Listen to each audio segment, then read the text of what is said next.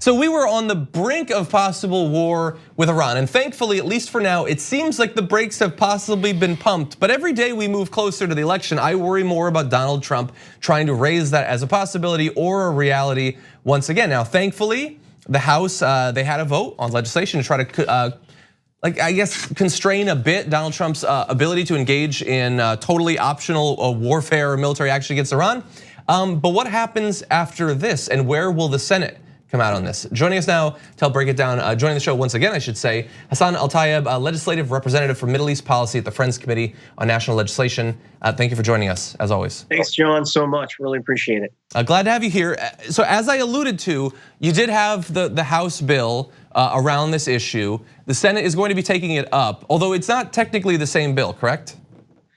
Yeah, so Representative Elissa Slotkin, she introduced a war powers resolution on the House side, and there were some, procedural mechanisms that allowed, I shouldn't say allowed, but didn't force the Republicans in the Senate to take it up. But luckily, we have Senator Tim Kaine's version, which is going to get a vote tomorrow. So that's the bill number on that one is SJRes 68. It's probably going to be voted on around noon. And so hypothetically, if that were to pass, which is not a foregone conclusion with the Senate, it would then need to be reconciled with the House. Yeah, so it has to pass with a simple majority, just 51 votes on the Senate side. And then it would have to go to the House to get passed, which we think is likely. And then it would go to the president for signature or veto, most likely heading back to the Senate for a veto override vote. I will say that we are cautiously optimistic that we have the votes to pass it the first go round in the Senate. It's looking like we've got 5 of the 4 Republicans we need to pass this bill. Senator Paul, Senator Lee, Senator Collins, Senator Young have all said they want to support. And Senator Moran just yesterday, thanks to a lot of advocacy on the ground and in DC, has just come out to say that he'll support as well. So I find that interesting because I know that in the 2020 military budget, there had been a provision intended to accomplish something like this regulation of stopping him from starting a war with Iran that was stripped out. Why do you believe that this might be different in some way? I mean, that's a really good question. The NDAA, there's a lot, of other considerations there. There's obviously the, funding the military. There's all of these individual programs. I mean, it's like a $750 billion spending package. So, the question of Iran kind of got pushed to the wayside in support of this, ginormous Pentagon spending bill.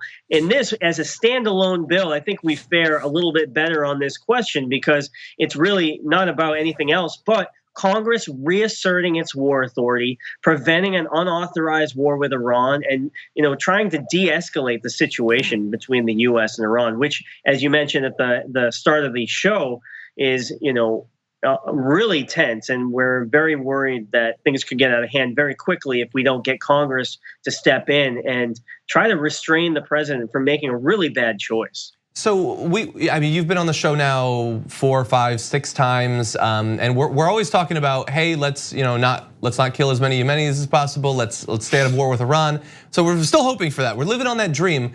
So from your point of view, if the Kaine version or even some version of it that's been reconciled with the House bill is actually passed, there is the possibility that Trump would veto it.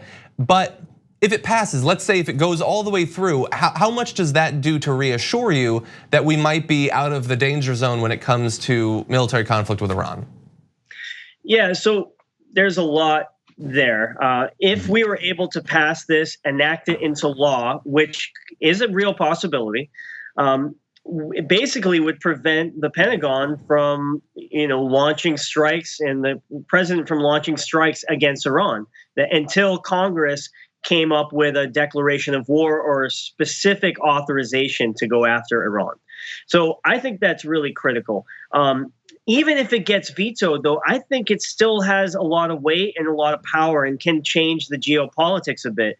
I mean, right now, Iran is worried. They're afraid that they're going to be attacked. And that could potentially risk, them making a miscalculation and doing even a preemptive strike. So if they see that the Congress and the American people are at least united in a bipartisan way to try to restrain the administration from doing further strikes, that ratchets down the tensions all across the board and really reduces the risk of a miscalculation by either party. And so I think that's the right message to send to the Trump administration, that no, Congress has a backbone, and they're not going to stand aside and let their war powers be taken away from them. It's the right message to send to Iran to de-escalate. It's also the right message to send to Iraq, Saudi Arabia, and Israel, and the entire international community, in my opinion. Yeah, I certainly agree. So one last quick question. So I believe you said you had 4 of the 5 necessary votes. Who do you think might be that final vote that might go on the right side? Well, yeah, sorry, maybe I misspoke. We only need 4 Republicans to vote with all the Democrats, but I believe we're going to get even more than the margin that we need to just pass it, including, having Senator Moran. Senator Murkowski is actually considering voting for it as well. So I just think that's, again, when we can show that Republicans and Democrats can come together to reassert war authority, I think, our country and the military are winning. So. Okay.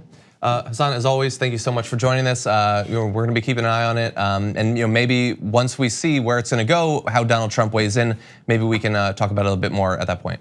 Yeah, thank you so much, John. Really appreciate. And I just wanted to say one last thing is that, folks can call their senators today and make sure that they vote the right way on Senator Kaine's Iran war powers resolution. I think, we have till tomorrow, so it's not a done deal. That's a great idea. Hassan Al-Tayyab, thank you as always.